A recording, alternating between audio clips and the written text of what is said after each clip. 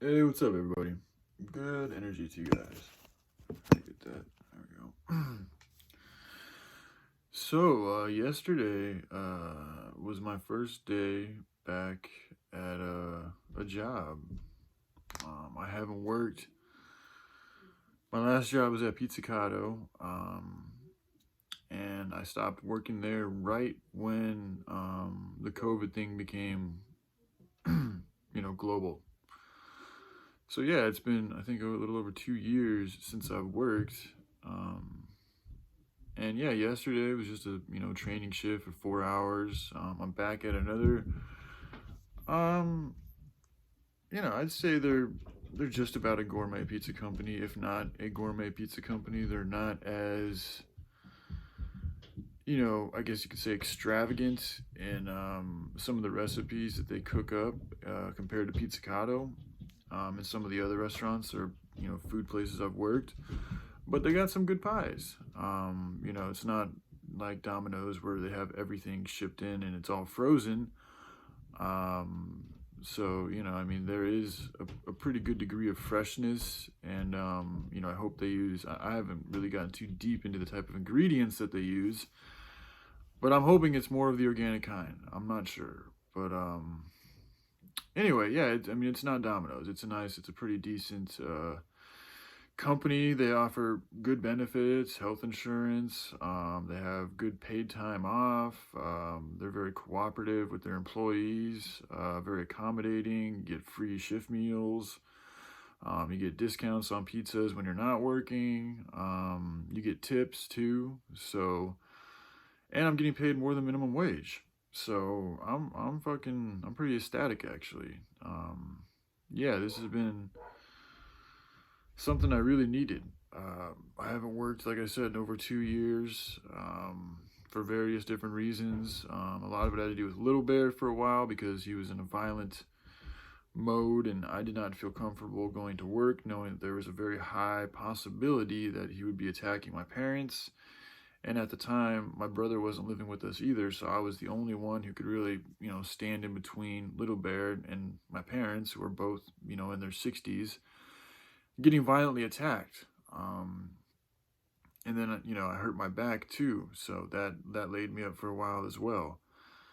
So anyway, Little Bear's not in that same violent tendencies that he was in for a good amount of time, so I don't have to worry about that. And my back, I mean, I still get, now it's actually my legs that are starting to get, I don't know, just feeling kind of weird, not, I mean, I don't know, it's a strange pain. It's not like a super soreness of the muscles, but it's like the outsides of my calves are, they just need a little bit more tender love and care. I need to be eating, I mean, we should, for myself, because I'm starting to feel my body get older and things not work as well as they used to.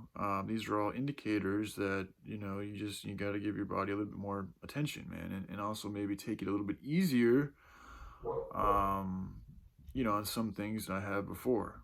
So but my back is feeling compared to what I was going through, much better.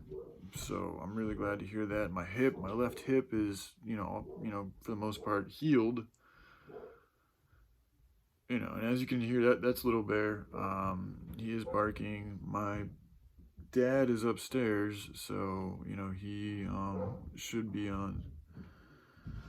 He should be on duty. I live down here in the basement now. I'm not. My brother got my old room, so y'all won't be seeing that room probably ever again, because I think he's gonna end up staying there until we end up selling this house, which is something that the family's talked about and wants to do. My parents are talking about wanting to move to France, but I don't want to do that. I want to stay here in America. This is where I need to be.